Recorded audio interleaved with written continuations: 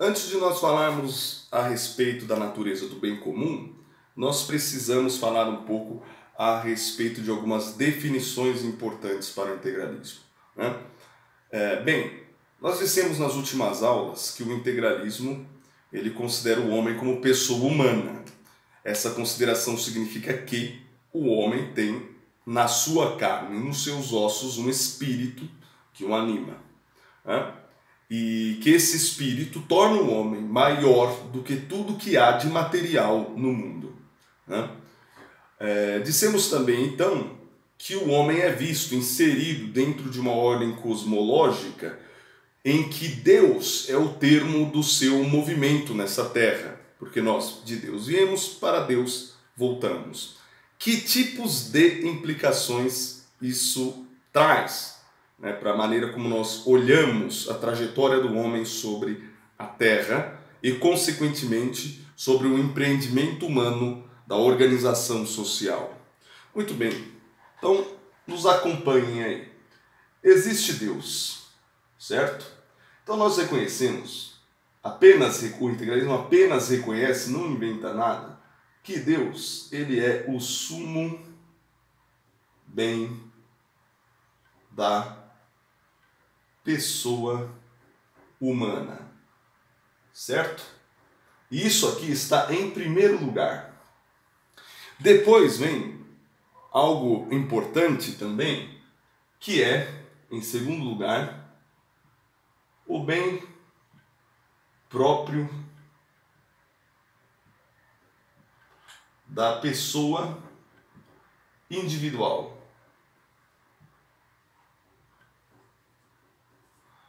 Depois você tem em terceiro lugar, mas embora nós estejamos organizando isso aqui em primeiro, segundo e terceiro, você não deve entender necessariamente, exceto aqui no caso de Deus, que os outros itens estão numa ordem de superioridade. Não estão.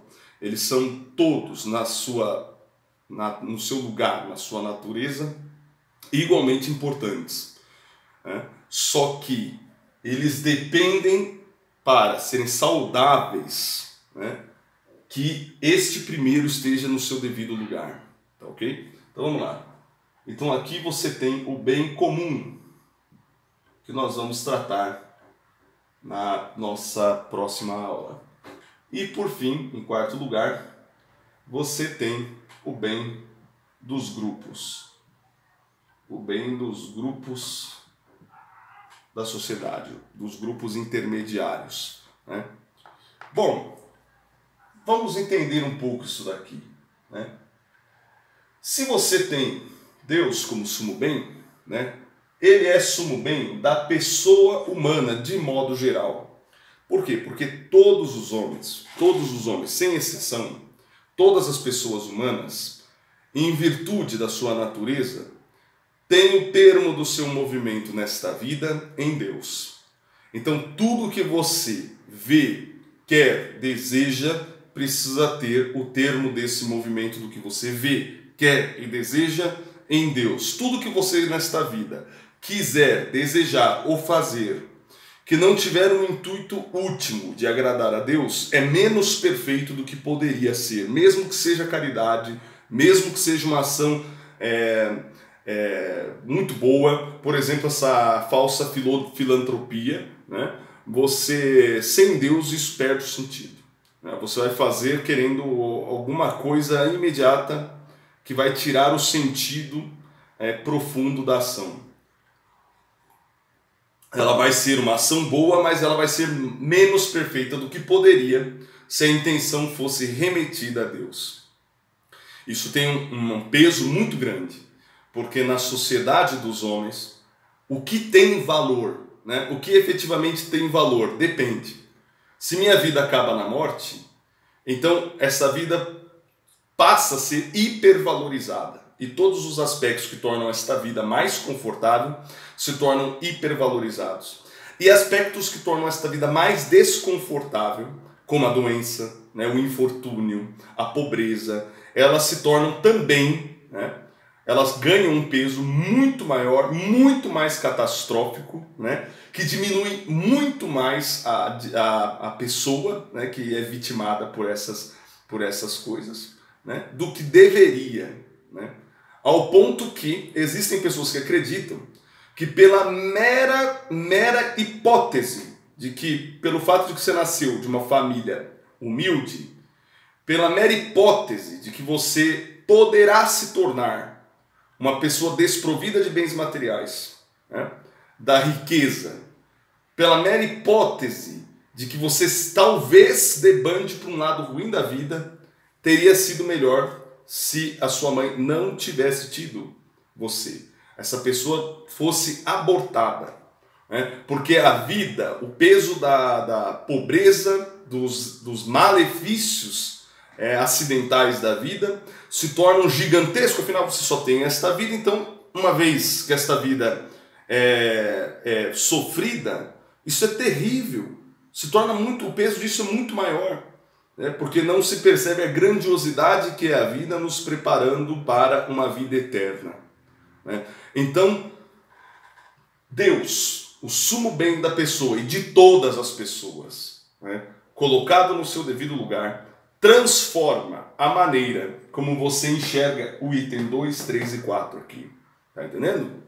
Veja bem, o que é o bem próprio da pessoa individual? É o que, rotineiramente, se chama de a noção individual de felicidade. Tá? Os homens têm uma noção de felicidade, né? E essa noção de felicidade, ela geralmente é o bem próprio individual. É claro que, se você retira de Deus a sua supremacia, o seu lugar de sumo bem da pessoa, você não quer arrumar para ele, você coloca imediatamente o bem próprio individual no lugar de Deus, formando o quê? Um ídolo. Você vira um idólatra, tá certo?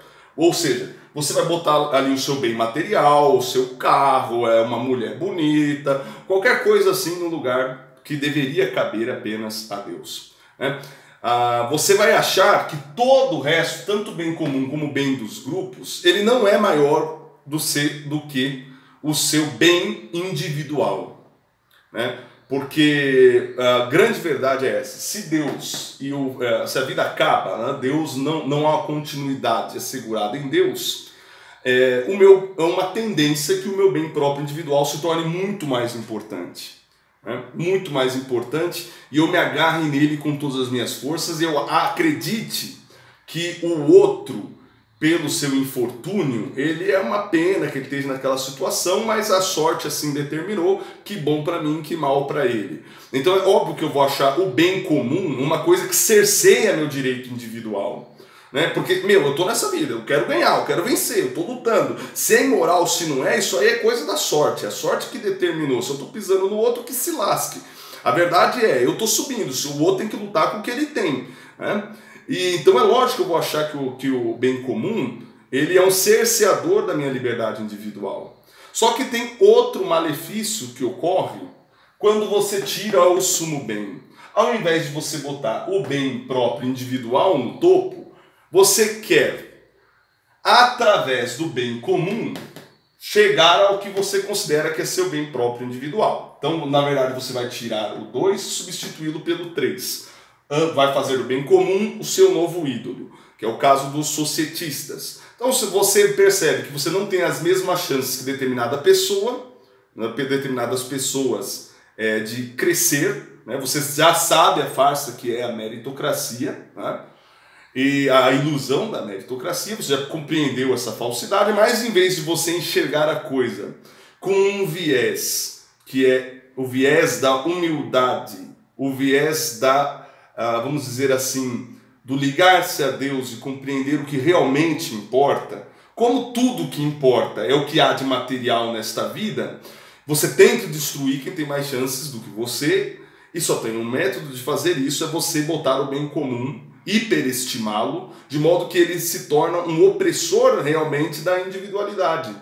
E o bem dos grupos fica corrompido, então, porque ou ele vai ser aniquilado pelo bem próprio individual, né, para favorecer a individualidade, ou o bem dos grupos vai ser, vamos dizer assim, cooptado, manipulado para favorecer um bem comum distorcido, hiperinflado, né, que vai podar a liberdade, a individualidade das pessoas, né, de modo antinatural, de modo violento, muitas vezes, para que aquela maioria que já percebeu a fraude da meritocracia, né, possa talvez atingir aquilo que um pequeno grupo poderia, né, se não houvesse impedimentos naturais, né, impedimentos de ordem artificial que você construirá, né, através da manipulação dos grupos naturais. Então, todos perderam a sua finalidade aqui,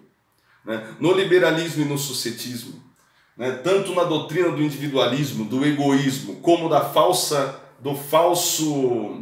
solidariedade, que filantropia é só um nome que quer destituir Deus da caridade. A caridade vem de Deus. Agora, a filantropia é a tentativa sempre chula de tentar fazer com que homens que não têm fé em Deus pareçam que podem fazer coisas muito boas para o próximo.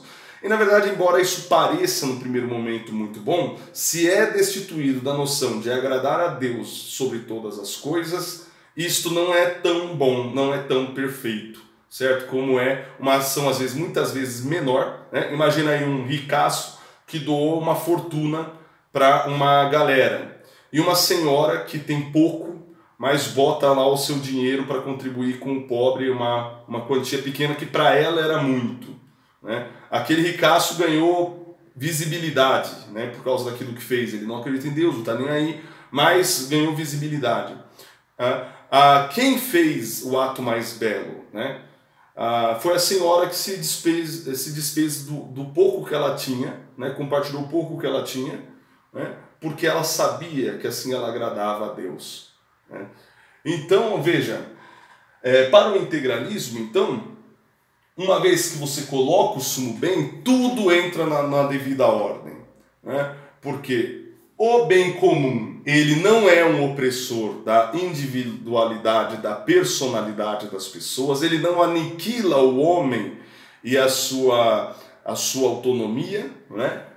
O bem próprio da pessoa individual, ele em si mesmo melhora, porque passa as coisas do mundo a não terem tanto peso quanto os bens da moral, os bens da razão, os bens que elevam o espírito para Deus.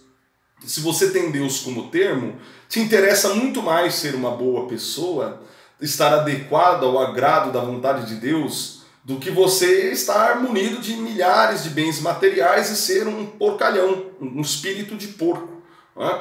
Então, veja, você pode ter muitos bens materiais, é claro, né? Nós vamos numa aula separada estudar o que o Plínio Salgado chama de espírito burguês, né? O que é o espírito burguês? Ora, é o espírito da avareza, da vaidade, né?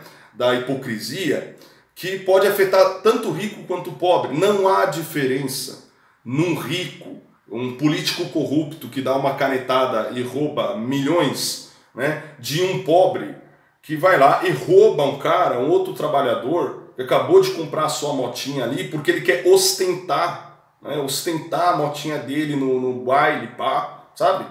Não tem diferença. Então o espírito burguês que o Salgado chama é uma vaidade, né, um apego aos bens materiais, um desprezo, mesmo que pela fala você não diga, mas pela sua ação você reflete isso, um desprezo por Deus, né, que ronda tanto os ricos quanto os pobres, né? Não há diferença no rico que rouba o bem público e o pobre que rouba o bem particular, né, para satisfazer uma luxúria particular. Então, tanto o rico quanto o pobre, se tem em Deus o termo do seu movimento, vai com certeza priorizar os bens virtuosos da alma do que os do corpo.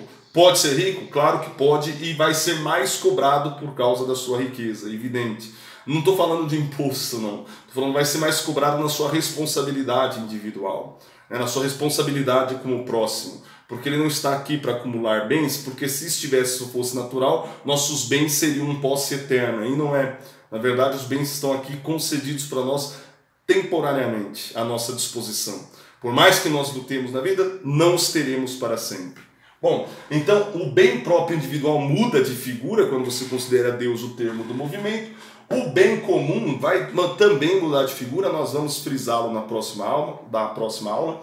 Ele não é o cerceador da liberdade, e o próprio bem da liberdade individual, né, no caso, e o próprio bem dos grupos, ele se torna uma forma de proteger a individualidade trabalhando pelo todo.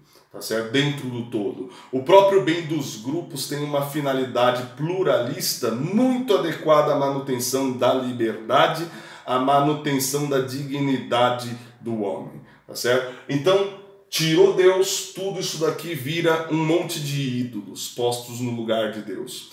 Então, o integralismo tem na doutrina Deus, Pátria e Família uma perfeita relação, uma perfeita convicção da harmonia no movimento que isso daqui forma, uma vez subordinado a Deus. Se não estiver subordinado a Deus, é inevitável que haja em todos esses itens, né, que exista hipertrofia, né, ou atrofia em qualquer um desses itens, né, desregulando completamente a sociedade. Então, isso é muito importante saber, porque faz parte do que o Plínio Salgado chama de a harmonia no movimento, né? É muito importante para nós compreendermos os postulados integralistas e a maneira como os integralistas veem a organização social, né? Porque isso aqui é o que permite assentar determinados pontos de vista. Tá ok? Então na próxima aula a gente vai discutir o bem comum. Um forte abraço.